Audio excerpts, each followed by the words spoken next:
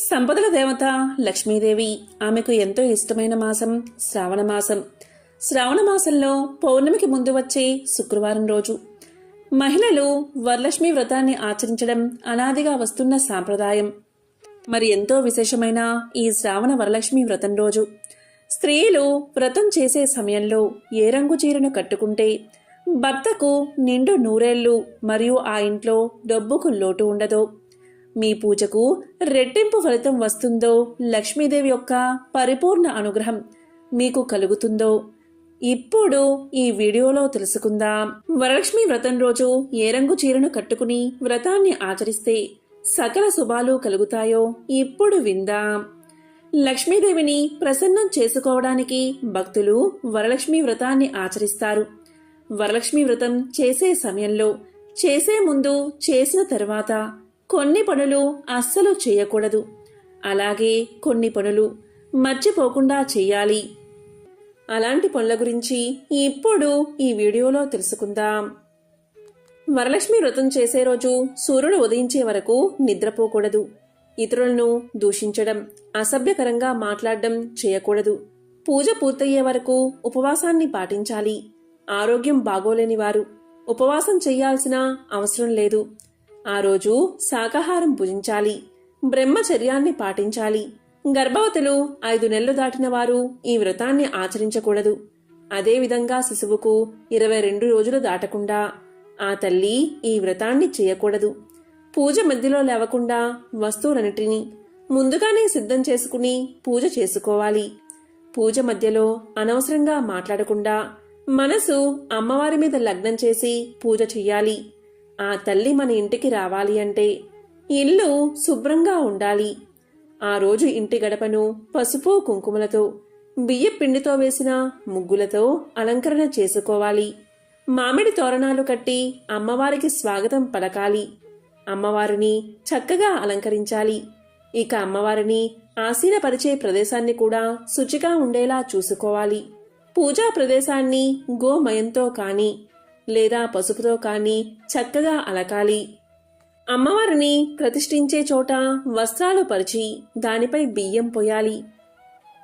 కలశ రూపంలో లక్ష్మీదేవిని ఆవహింపచేసిన, పసుపు గౌరమ్మ రూపంలో అమ్మవారిని కొలువు చేసిన, ఫోటో పెట్టి పూజ చేసిన, విగ్రహ రూపంలో ఆరాధించిన అన్నీ ఆ తల్లి ప్రతిరూపాలే. అమ్మవారిని ఏ రూపంలో ఆరాధించినా ఆ తల్లి తప్పక అనుగ్రహిస్తుంది. అమ్మవారిని కొలువు తీర్చిన తర్వాత పూలతో అలంకరణ చెయ్యాలి. మన శక్తి మేర వస్త్రాలు, పూలు, ఆభరణాలతో అమ్మవారిని అలంకరించాలి. అలంకరణ మొత్తం పూర్తయిన తర్వాతే పూజావిధి ప్రారంభించాలి. ఇక్కడ ఒకటి మనం ముఖ్యంగా తెలుసుకోవాలి. వరలక్ష్మి వ్రతం చేసుకునేందుకు లక్ష్మీనారాయణులు ఇద్దరినీ ఆహ్వానించాలి. అందుకు గాను విష్ణుమూర్తి ఫోటో లేదా వెంకటేశ్వర స్వామికి సంబంధించిన ఫోటోను కానీ, విగ్రహాన్ని కానీ పూజా ప్రదేశంలో ఏర్పాటు చేసుకోవాలి. ఇలా చేయడం వీలు కాకపోతే అమ్మవారిని ఆసీనపరిచిన చోట అష్టదళ కమలం ముగ్గు వెయ్యాలి. ఈ ముగ్గు ఎందుకు వెయ్యాలి అంటే అష్టదళ కమలం కూడా సాక్షాత్తు విష్ణు స్వరూపమే. మహాలక్ష్మీదేవి శ్రీ మహావిష్ణువు యొక్క హృదయంలో నివాసముంటుంది. విష్ణు హృదయం కమల స్వరూపం, అందుకే వెయ్యాలి. ఇలా చేస్తే దంపతులిద్దరినీ ఆహ్వానించినట్లే అవుతుంది. వారితో పాటు తొలి పూజ చేసేందుకు విఘ్నేశ్వరుని కూడా ఏర్పాటు చేసుకోవాలి. అలాగే అమ్మవారికి ప్రీతిపాత్రమైన వాటిని కూడా పూజా వేదికలో అమర్చే ప్రయత్నం చెయ్యాలి. అమ్మవారికి మంచి సుగంధభరితమైన పన్నీరును అర్పించాలి. చందనాన్ని రాయాలి. ఆమెకు ఇష్టమైన తెల్లటి, ఎర్రటి పుష్పాలు సమర్పించాలి. ఇక నైవేద్యాల విషయంలో ఆవు పాలు, ఆవు నెయ్యి, గోధుమ రవ్వ లేదా బియ్యంతో చేసిన పొంగలి అమ్మవారికి ఎంతో ఇష్టమట. అమ్మవారికి పూర్ణం బూరెలు కూడా చాలా ఇష్టం. ఇక నైవేద్యంతో పాటు ఏదైనా పళ్ళ రసాన్ని సమర్పిస్తే చాలా మంచిది. ద్రాక్ష రసం తప్ప ఏదైనా అమ్మవారికి పెట్టవచ్చు. అమ్మవారికి పళ్ళ రసం అంటే చాలా ఇష్టం. వీటితో పాటు బెల్లం బొబ్బట్లు కూడా నివేదన చేయవచ్చు. ఇలా చేస్తే అమ్మవారు ఎంతో ప్రసన్నురాలు అవుతుంది. ఇక అమ్మవారికి ఇరువైపులా అభిషేకం చేస్తున్నట్లు ఉండే ఏనుగుల బొమ్మలు అమర్చడం మర్చిపోకూడదు. ఏనుగులు సిరి సంపదలకు ప్రతీకలు. అందుకే వరలక్ష్మి వ్రతం రోజున అమ్మవారికి ఇరువైపులా ఏనుగులను అలంకరిస్తే ఆ తల్లి మనకు సిరి సంపదలను ప్రసాదిస్తుంది. ఏనుగు బొమ్మలు లేకపోతే 2 పసుపు గౌరమ్మలను చేసి వాటిని తమలపాకుపై ఉంచి అమ్మవారికి ఇరువైపులా ఏర్పాటు చెయ్యండి. అవి కూడా ఏనుగు బొమ్మలతో సమానం. ఇక చిన్న పూలబుట్ట, దానిండుగా పూలను ఆభరణాలు ఉంచి అమ్మవారికి పక్కగా ఉంచండి. అలా నిండుగా ఉన్న పూల సజ్జ అంటే అమ్మవారికి చాలా ఇష్టం. ఒకవేళ పూల సజ్జ లేకపోతే ఏదైనా పాత్రలో నిండుగా పూలు ఉంచి అమ్మవారి పక్కన ఏర్పాటు చేయండి. ఇలా చేస్తే మీకెన్నో శుభాలను అమ్మవారు చేకూరుస్తుంది. అమ్మవారిని లక్ష్మీ అష్టోత్తర స్తనామాలతో పూజించాలి. వీలైతే 108 పూలతో లేదా గులాబీ రేకులతో అమ్మవారిని అర్చించండి. గులాబీ పూల మినహా మిగిలిన పూల రేకలు ఆరాధనకు పనికిరావు. పూల రేకులతో అర్చించిన, పూలతో అర్చించిన, కుంకుమతో అర్చించిన, అక్షింతలతో అర్చించిన, తామర గింజలతో అర్చించిన ఒకే ఫలితం లభిస్తుంది. వరలక్ష్మీదేవికి మొగలి పువ్వులు, మారేడు దళాలు అంటే చాలా ఇష్టం. కాబట్టి కుదిరిన వారు వాటితో ఆ తల్లికి అలంకరణ చెయ్యండి.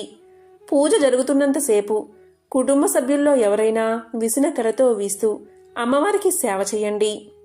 వరలక్ష్మీదేవిని శక్తి కొలది అలంకరించిన తర్వాత వరలక్ష్మి వ్రత విధానంలో పేర్కొన్న విధంగా షోడశోపచారాలతో అమ్మవారిని పూజించండి.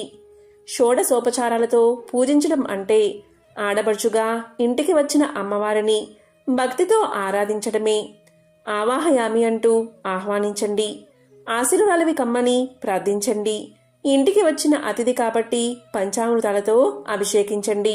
వస్త్రాలు, ఆభరణాలు అందుకోమని కానుకలు ఇచ్చి పసుపు, కుంకుమలు, అక్షింతలతో పూజించండి. దీనిని షోడశోపచార పూజ అంటారు. పూజ పూర్తయిన తర్వాత చారుమతి కథను తప్పనిసరిగా చదవండి లేదా వినండి. పూజ పూర్తయిన తర్వాత కానీ లేదా సాయం సంధ్యా సమయంలో కానీ బ్రాహ్మణుడికి, ముత్తైదువులకు తాంబూలం ఇవ్వండి.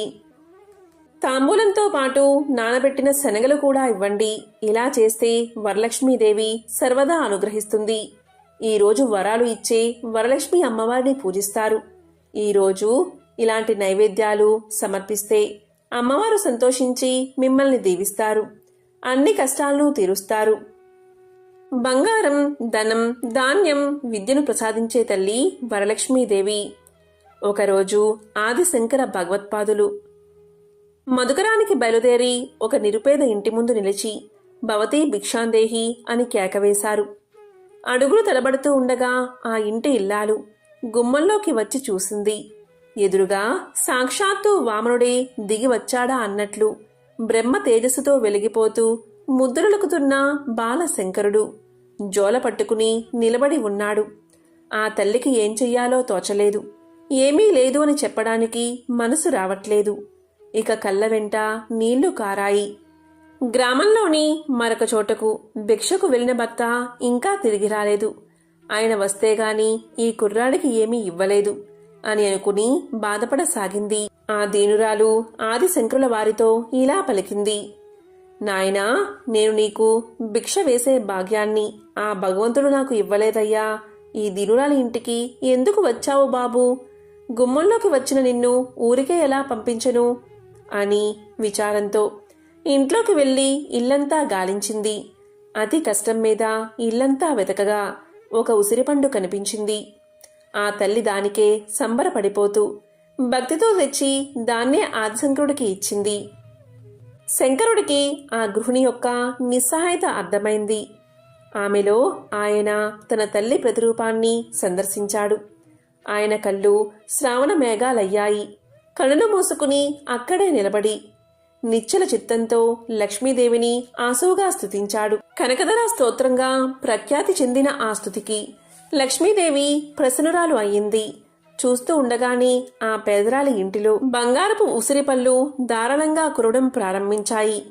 ఇక ఇల్లాలు ఆశ్చర్యం, ఆనందంతో తల మునకలైపోయింది. ఈ సంఘటనతో శంకరుడి ఖ్యాతి దశ దిశలకు విస్తరించింది. ఈ కనిపించే విశ్వం అద్దంలో కనిపించి మన ప్రతిబింబం లాంటిదే తప్ప నిజం లేదని, ఉన్నది బ్రహ్మే అని శంకర భగవత్పాదులు చెప్పారు. కాబట్టి ఒక ఉసిరికాయను ఇచ్చినంత మాత్రం చేతనే లక్ష్మీదేవి ఆ పేదరాలి ఇంట్లో బంగారు ఉసిరికాయలను వర్షంగా కురిపించింది. కాబట్టి అమ్మవారి కరుణ కోసం ప్రతి ఒక్కరూ శ్రద్ధాభక్తులతో పూజించాలి. వరలక్ష్మీదేవికి 5 రకాల అన్నాలు అంటే చాలా ఇష్టం. అందులో మొదటిది పెరుగుతో తయారు చేసిన అన్నం. ఈ పెరుగన్నాన్ని అమ్మవారికి నైవేద్యంగా పెడితే సంపదలు వృద్ధవుతాయి. ఇక రెండవది పాయసాన్నం. ఆవుపాలతో తయారు చేసిన పాయసాన్ని నైవేద్యంగా పెట్టాలి. ఈరోజు వరలక్ష్మి అమ్మవారికి పాయసాన్ని నివేదన చేస్తే కోరుకున్నటువంటి పదవులు పొందుతారు, మంచి ఉద్యోగంలో స్థిరపడతారు. ఇక మూడవది పులిహోర. అమ్మవారికి పులిహోరను నైవేద్యంగా పెడితే భార్యాభర్తల మధ్య సఖ్యత పెరుగుతుంది, పుత్ర సంతానం కలుగుతుంది. ఇక నాలుగవది పులగం. పెసరపప్పుతో తయారు చేసిన పులగాన్ని అమ్మవారికి నైవేద్యంగా సమర్పిస్తే కుటుంబం వృద్ధవుతుంది. కుటుంబంలో ఉన్నవారు ఐకమత్యంతో ఉంటారు, వంశాభివృద్ధి కలుగుతుంది. ఇక ఐదవది బెల్లంతో తయారు చేసిన అన్నం. ఈ 5 అన్నాలు అమ్మవారికి నైవేద్యంగా పెడితే సకల శుభాలు కలుగుతాయి. ఈరోజు స్త్రీలు సౌభాగ్యంతో ఉండాలి అంటే శనగలను ఉడికించి అమ్మవారికి నైవేద్యంగా పెట్టండి. ఇక అరటిపళ్ళు, కొబ్బరికాయలు, దానిమ్మకాయలు నైవేద్యంగా పెడితే చాలా మంచిది. ఇక అమ్మవారికి ఇష్టమైన పువ్వుల గురించి తెలుసుకుందాం. అమ్మవారికి ఈ 3 రకాల పువ్వులను సమర్పించండి. అందులో మొదటిది మందార పువ్వులు. ఈరోజు మందార పువ్వులతో అమ్మవారిని పూజిస్తే మానసిక ప్రశాంతత కలుగుతుంది, చక్కని నిద్ర పడుతుంది. ఇక రెండవది గన్నేరు పువ్వులు. ఈరోజు గన్నేరు పువ్వులతో అమ్మవారిని పూజిస్తే బంగారం లభిస్తుంది, అంటే బంగారం కొనాలి అనే కోరిక ఉన్నవారు ఈరోజు ఇలా గన్నేరు పువ్వులతో అమ్మవారిని పూజిస్తే బంగారం కొనే సంపద మీకొస్తుంది. ఇక మూడవది తెల్లని పువ్వులు. ఎవరైనా సరే తెల్లటి పువ్వులతో ఈరోజు అమ్మవారిని పూజిస్తే, అంటే మల్లె పువ్వులతో అమ్మవారిని పూజిస్తే కోరిన కోరికలు తీరతాయి. ఇక ఈరోజు నీలం రంగు పుష్పాలతో మాత్రం అమ్మవారిని అస్సలు పూజించకూడదు. ఒక్క వరలక్ష్మి వ్రతం రోజు నీలం రంగు పుష్పాలను అమ్మవారికి అస్సలు సమర్పించకూడదు. ఈరోజు పొరపాటున కూడా మీ ఇంట్లో మాంసాహారం తినకండి. అలా తింటే లక్ష్మీదేవి ఆగ్రహానికి గురి కావాల్సి వస్తుంది. ఈరోజు ఉపవాసముంటే అమ్మవారు ఎంతో సంతోషిస్తారు. ఇక ఈరోజు నానబెట్టిన శనగలను లక్ష్మీదేవి అమ్మవారికి నైవేద్యంగా పెట్టి వాటిని ప్రసాదంలా స్వీకరిస్తే ఎంతో మహాపుణ్యం వస్తుంది. ఎందుకంటే శనగలు అంటే అమ్మవారికి చాలా ఇష్టం. ఇవి మన ఆరోగ్యానికి కూడా చాలా మంచిది. శ్రీ మహాలక్ష్మీదేవికి అత్యంత ప్రీతికరమైన మాసం శ్రావణ మాసం.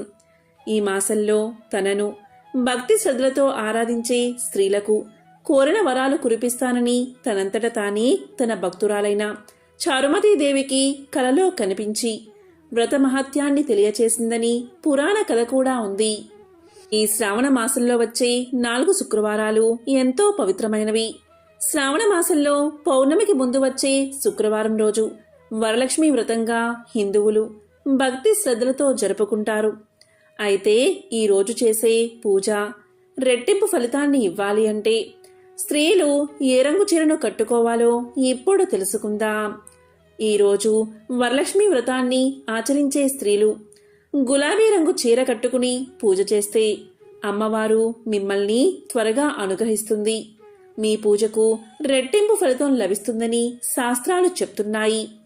చీర లేదా గులాబీ రంగు లేదా ముదురు గులాబీ రంగు అయినా పర్వాలేదు, కానీ మీ చీరపై నల్లటి రంగుతో ఎలాంటి డిజైన్ ఉండకూడదు.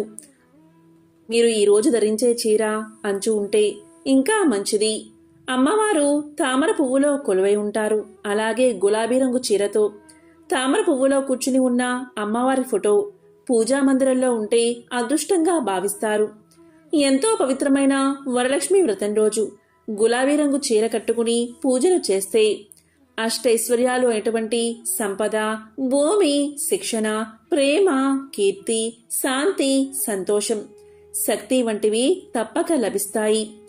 కాబట్టి ఈ వరలక్ష్మి వ్రతం రోజున గులాబీ రంగు చీర కట్టుకుని వరలక్ష్మి వ్రతాన్ని ఆచరిస్తే మీ పూజకు రెట్టింపు ఫలం చేకూరుతుంది.